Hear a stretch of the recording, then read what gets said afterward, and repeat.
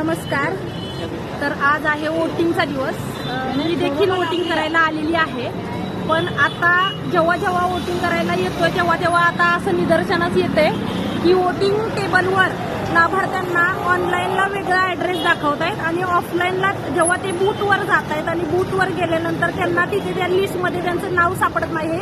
असे आता बरेच प्रॉब्लेम होत आहे. तर माझं सुद्धा स्वतःचा प्रॉब्लेम झालेला आहे. माझं सुद्धा 159 या प्रभागामध्ये असून देखील माझं त्या ह्याच्यामध्ये ऑनलाईनला वेगळा ॲड्रेस दाखवत आहे आणि ऑफलाईनला वेगळा ॲड्रेस दाखवत आहे. त्याच्यामुळे मी सुद्धा बूथवर जाऊन आली, बूथवर लिस्टमध्ये चेक केलं, बट लिस्टमध्ये माझं नाव सापडलं नाही. आता पुन्हा येऊन यादीमध्ये चेक करते.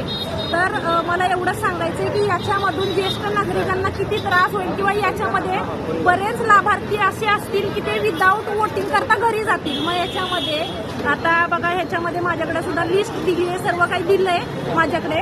पण आता या मॅडम देखील आहेत, या मॅडम देखील परेशान आहेत. यांना देखील खूप लोक येऊन ऑनलाईन चेक करतायत, ऑफलाईन चेक करतायत, पण काही रिझल्ट सापडत नाही आहे. नक्की आमच्या इथे कोण पण आलाय तर आम्ही त्यांना असं पाठवलं नाही, काही ना काही सोल्युशन काढूनच पाठवलं. म्हणजे मॅडम पण खूप हेल्प करतात ज्येष्ठ नागरिकांना, कारण त्यांना कारण ज्येष्ठ नागरिक खूपच गोंधळलेले आहेत की कारण त्यांना स्वतःचं नाव कोणत्या ठिकाणी वोटिंगला जायचं, कारण ज्या प्रॉपर ॲड्रेसवर गेले तर तिथून लोक त्यांना म्हणतात तुम्ही दुसऱ्या ॲड्रेसवर जावा. असे बरेच प्रॉब्लेम इथे होत आहेत. तर तुमच्यासोबत पण असं होत आहे का? ऑनलाईनला वेगळा ॲड्रेस आणि ऑफलाईनला वेगळा ॲड्रेस, असं सध्या वोटिंगच्या टायमिंगला वोटिंगच्या ठिकाणावरून मी ते बोलते. तर असा प्रॉब्लेम होत आहे. आता माझं देखील लिस्टमध्ये जर नाव नाही सापडलं तर मी वोट करणार नाही. मी माझं वोट वेस्ट घालवणार, कारण किती वेळ झालं मी चेक करते पण माझं वोटिंगमध्ये नाव सापडत नाही.